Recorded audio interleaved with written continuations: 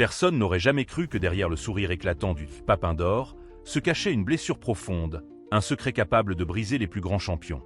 Imaginez un instant, le footballeur le plus adulé de France, le roi des bicyclettes spectaculaires, auréolé du Ballon d'Or, a failli tout abandonner dans l'anonymat le plus glacial, rongé par un scandale dont personne ne voulait parler à l'époque. Avant même d'avoir gravé son nom dans la légende de l'Olympique de Marseille, Jean-Pierre Papin a traversé des tempêtes intérieures que peu soupçonnaient. C'est une histoire de triomphe, de chute, d'une solitude atroce au sommet, où les projecteurs masquent parfois le gouffre qui s'ouvre sous les pieds des héros. Mais ce que le grand public n'a jamais su, c'est que l'homme qui faisait chavirer les stades de France, qui portait tout un peuple sur ses épaules, cachait une lutte bien plus rude hors des terrains. L'histoire de Papin n'est pas qu'un récit de buts et de victoires, mais aussi celui d'un homme brisé par les attentes, trahi par ses proches, et qui a vu sa vie basculer à cause d'une révélation familiale bouleversante, gardée secrète pendant des années. Aujourd'hui, alors que les images de ses exploits continuent de fasciner les nouvelles générations, une question obsède tous ceux qui croient connaître Jean-Pierre Papin. Que s'est-il vraiment passé derrière la légende? Préparez-vous à découvrir la face cachée d'un mythe. Là où la gloire se confond avec l'abîme, il est difficile aujourd'hui d'imaginer le football français sans le nom de Jean-Pierre Papin. Pour toute une génération, il incarne l'ascension fulgurante du sport hexagonal, l'espoir d'un peuple tout entier qui rêve de voir un jour ses couleurs triompher sur la scène mondiale. Né en 1963 à Boulogne-sur-Mer, Papin n'était pourtant pas destiné à une carrière dorée. Son enfance, baignée dans la grisaille du Nord, est marquée par la rigueur et la modestie. Fils d'un modeste ouvrier, il apprend tôt la dureté de la vie et l'importance du sacrifice. Le football devient très vite plus qu'un jeu, une échappatoire, un refuge contre la banalité d'une existence promise à l'anonymat. À ses débuts, personne ne mise sur lui. Trop frêle, trop timide, disent les observateurs. Mais déjà, quelque chose brûle en Papin. Ce feu intérieur va bientôt l'amener à traverser les frontières. Son passage au FC Bruges en Belgique, souvent relégué à l'arrière-plan dans sa biographie officielle, s'avérera décisif. Là-bas, loin de l'agitation médiatique française, il forge son instinct de buteur et attire les regards de l'Olympique de Marseille, qu'il arrachera à la Belgique en 1986. Les années marseillaises marquent l'avènement d'un phénomène. À l'époque, la France du football est encore orpheline de ses héros passés. Le PSG se cherche, Monaco brille de temps en temps, mais c'est l'EM qui va incarner la nouvelle ambition. Papin, surnommé JPP, en devient le porte-étendard.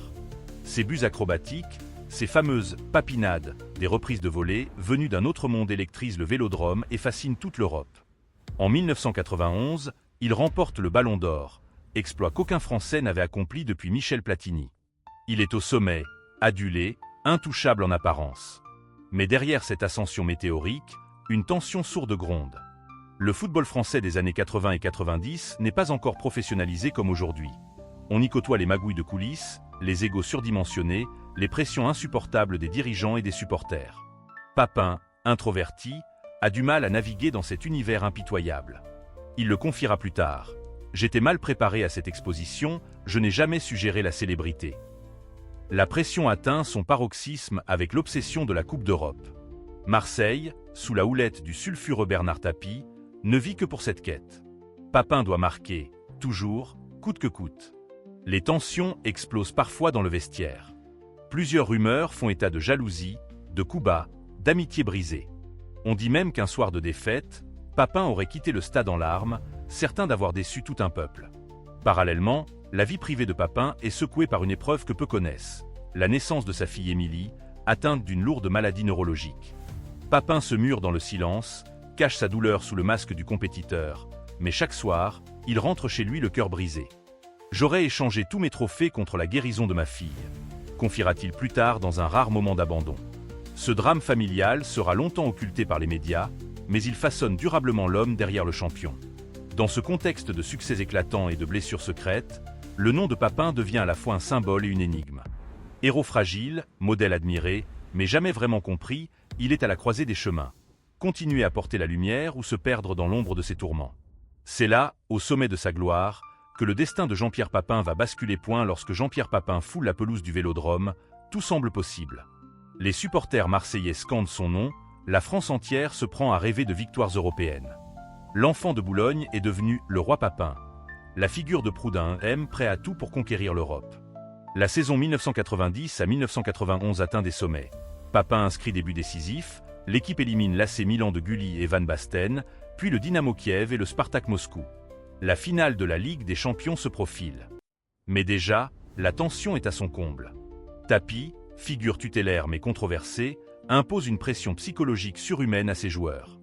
Les rumeurs de primes occultes, de collusion dans les coulisses du football européen commencent à émerger. Papin, lui, est au cœur de la machine, tantôt héros, tantôt bouc émissaire selon le score du week-end. La finale contre l'Étoile Rouge de Belgrade en mai 1991 va marquer un tournant. Papin, habituellement implacable devant le but, semble paralysé par l'enjeu. Les filets ne trembleront pas ce soir-là, l'EM s'incline au tir au but. Dans le vestiaire, c'est la désolation. On raconte que Papin, visage fermé, refuse de parler à ses coéquipiers, qu'il s'en veut à mort de ne pas avoir offert la coupe à Marseille. Les médias, sans pitié, commencent à murmurer que JPP n'a pas le mental des très grands. Cette défaite laissera une cicatrice profonde. Mais c'est aussi à ce moment que tout s'accélère. La presse révèle des tensions internes. Certains joueurs reprochent à Papin son statut de star, ses salaires vertigineux. On parle d'isolement, de jalousie, d'un vestiaire fracturé. Dans les coulisses, Tapie lui-même s'interroge sur la fidélité de son attaquant vedette. Le football français bruise de rumeurs. Papin serait tenté par l'étranger, l'AC Milan lui fait les yeux doux. Au printemps 1992, après 5 saisons stratosphériques à Marseille, Papin annonce son départ pour l'Italie. C'est un séisme. À Milan, tout bascule. Le club lombard, alors la meilleure équipe du monde, accumule les stars. Van Basten, Gulli, Baresi et Papin, si brillants en France, peinent à s'imposer. Le système tactique italien, froid et implacable, n'a rien à voir avec la fougue du football français. Les blessures s'enchaînent, la concurrence est féroce, et Papin, à peine débarqué, sent déjà le poids du doute. Les tifosi milanais l'accueillent comme une star mais perdent vite patience. On le traite de « fantôme doré », de ballon d'or incapable de confirmer hors de France. Certains médias italiens le surnomment même l'invisible. Les critiques s'accumulent, la confiance s'effrite. Sur le plan personnel, Papin sombre. Son mal-être grandit, la blessure de la finale de 1991 ne s'est jamais refermée, et le drame de la maladie de sa fille le poursuit jusque dans la grisaille de Milan. Les tensions avec sa femme, Christelle, deviennent palpables. On murmure qu'il envisage d'arrêter sa carrière. Le footballeur, adulé hier, devient le symbole du rêve brisé, celui d'un héros français qui s'est perdu au sommet. Ses passages à Munich, puis à Bordeaux, n'auront plus jamais la magie de l'EM. Papin, blessé à répétition, doit parfois regarder les matchs depuis le banc. Il vit très mal la perte de son statut. Le vestiaire le perçoit comme un homme en sursis. Il s'accroche, refuse de partir dans l'anonymat, tente un dernier comeback à Guingamp, mais le temps a fait son œuvre. À la fin des années 90, le Papin flamboyant appartient déjà au passé. Mais derrière cette lente agonie sportive, le vrai drame se joue ailleurs. Papin se bat chaque jour pour sa fille, pour retrouver un sens à sa vie, loin des lumières. Il confie, des années plus tard, avoir connu la dépression, des idées noires, l'envie de tout laisser tomber. Quand on a touché les étoiles et qu'on retombe, la chute est brutale. Avouera-t-il avec une lucidité désarmante. Ce que personne n'avait osé raconter à l'époque, c'est l'ampleur du gouffre dans lequel Jean-Pierre Papin s'est enfoncé, loin des regards, alors que la France ne voyait que le ballon d'or et les papinades. Derrière la façade du champion, la vérité était bien plus sombre. Les médias, toujours avides de triomphe, n'évoquaient que les exploits, ignorant sciemment la descente aux enfers d'un homme en détresse. « J'étais seul, complètement perdu », confiera Papin bien plus tard, le regard brisé. C'est au lendemain de son départ pour l'AC Milan que tout explose. Les supporters marseillais, trahis, le conspuent dans les tribunes. Certains vont jusqu'à brûler son maillot. Les tabloïds s'en donnent à cœur joie, évoquant l'argent, la trahison, la déchéance d'une idole. Mais ce que nul ne soupçonne, c'est que Papin, incapable de trouver ses marques en Italie, sombre dans la dépression. Les rumeurs vont bon train. Addiction, disputes familiales, tentative de fuite en avant. On le dit absent aux entraînements, renfermé, imprévisible. Plusieurs proches racontent avoir eu peur pour lui, le voyant prêt à commettre l'irréparable. Le scandale n'éclate pas au grand jour, mais l'entourage de Papin, lui, sait. Un soir, il confiera à un ami « J'ai perdu le goût de vivre. Je suis mort intérieurement. » Ce sont les années les plus noires. Le football ne lui procure plus aucun plaisir. Il s'efface dans l'ombre de Milan, puis de Munich, puis de Bordeaux. On le croise parfois, hagard, errant dans les rues, cherchant un sens à ce qui lui arrive. Mais c'est sur le plan familial que le drame prend toute son ampleur. La maladie de sa fille, Émilie, ronge le couple. Papin, impuissant, traverse des nuits blanches à pleurer en silence. Il songe à tout arrêter, à fuir, à disparaître. À cette époque, certains médias commencent à parler d'une séparation imminente. Le footballeur, jadis si solide, devient fragile, à fleur de peau.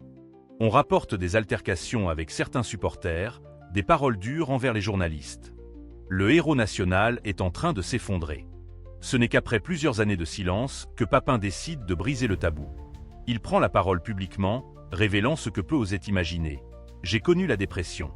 J'ai voulu en finir, mais je me suis battu pour ma fille, pour ma famille. » Ce témoignage bouleverse la France du football.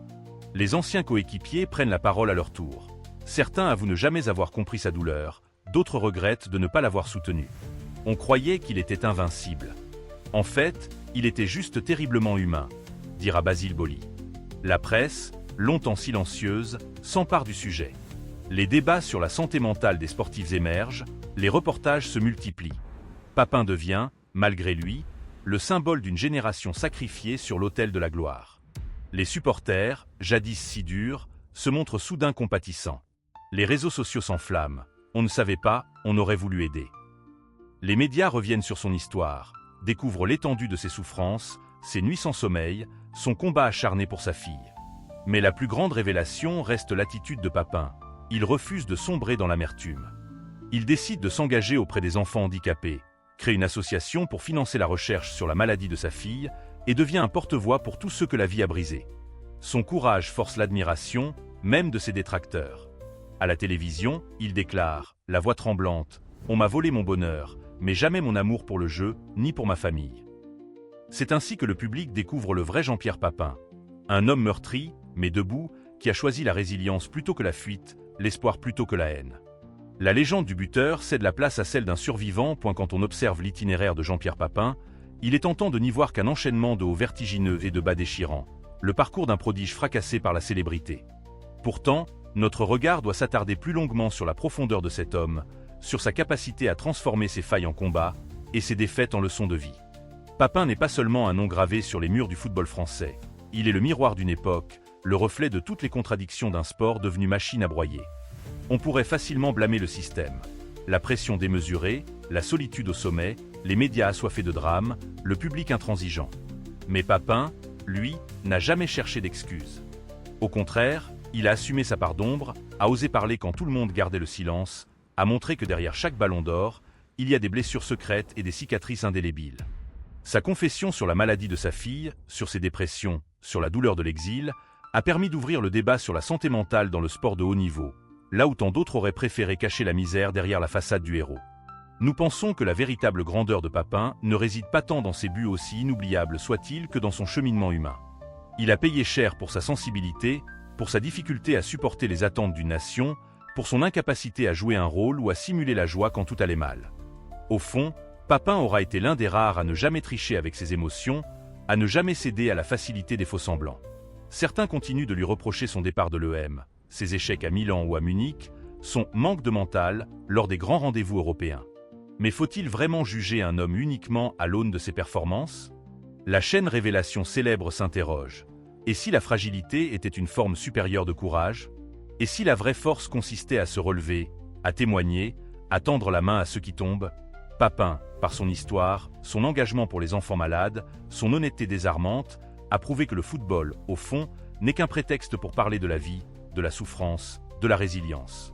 Ce récit, aussi bouleversant soit-il, doit nous inciter à reconsidérer nos attentes. Que voulons-nous vraiment de nos héros? Les aimer pour ce qu'ils sont, ou les consumeurs pour ce qu'ils représentent? L'histoire de Papin n'est pas une légende dorée, mais un avertissement. Nul n'est invincible, surtout pas ceux qui semblent l'être. Et vous, chers spectateurs, qu'en pensez-vous? Avez-vous déjà vu le visage d'un champion se fissurer sous le poids des projecteurs? Pensez-vous que la gloire justifie tous les sacrifices? Qu'auriez-vous fait à sa place? Vos avis, vos souvenirs, vos émotions sont au cœur de ce débat. Car derrière chaque idole, il y a des hommes, des femmes, des enfants, des familles bouleversées à jamais par la lumière et l'ombre du sport. Alors, Papin, déchéance ou renaissance? Héros tragique ou modèle de courage? La parole est à vous. Certains soirs, sur les pelouses désertes, il arrive que l'ombre de Jean-Pierre Papin plane encore, comme un écho venu d'une époque où tout semblait possible, où le football avait le goût de la folie, du rêve et de la douleur mêlée. Les papinades continuent de hanter les mémoires, voltigeant dans le souvenir collectif comme des éclairs de grâce, des instants suspendus que même le temps n'a jamais pu effacer. Mais aujourd'hui, lorsque la France évoque Papin, ce n'est plus seulement l'image du buteur génial qui s'impose. C'est celle d'un homme qui a tout connu, la lumière et l'abîme, la ferveur des stades et la solitude des coulisses. Il y a dans la trajectoire de Jean-Pierre Papin quelque chose de profondément universel, un parfum de tragédie antique où le héros, porté au nu, finit par affronter ses propres démons, ses propres limites. Et si la gloire est éphémère, la trace qu'il laisse dans le cœur des supporters, dans le regard de ceux qui l'ont vu jouer, demeure indélébile. Les enfants d'aujourd'hui, qui n'ont jamais vibré au Vélodrome pour un but de Papin, apprennent pourtant son nom dans les livres, sur les vidéos, à travers les témoignages de leurs parents, comme une légende qui refuse de mourir. Peut-être est-ce là le secret le mieux gardé du football. Les plus grandes histoires ne sont pas celles qui se terminent par un triomphe sans faille, mais celles qui nous rappellent que derrière chaque victoire se cache une fragilité, une blessure, un souffle d'humanité. Papin n'a jamais été un dieu. Il a été, comme nous tous, un homme confronté à l'impossible, luttant pour aimer, pour survivre, pour transmettre. Certains récits n'auraient jamais dû être dévoilés. Mais maintenant, vous savez, derrière la légende, derrière le ballon d'or, il y avait un père, un mari, un être vacillant sous le poids de ses propres rêves et de ceux d'un peuple tout entier. Son héritage, ce n'est pas qu'une coupe soulevée, ni même une nuée de buts inscrits. C'est la force de ceux qui tombent et se relèvent, la mémoire de ceux qui n'ont jamais cessé d'espérer, même quand tout semblait perdu. Et quelque part, dans le silence des vestiaires, il reste le parfum d'une époque et la certitude que, parfois, les secrets les plus déchirants forgent les légendes les plus belles.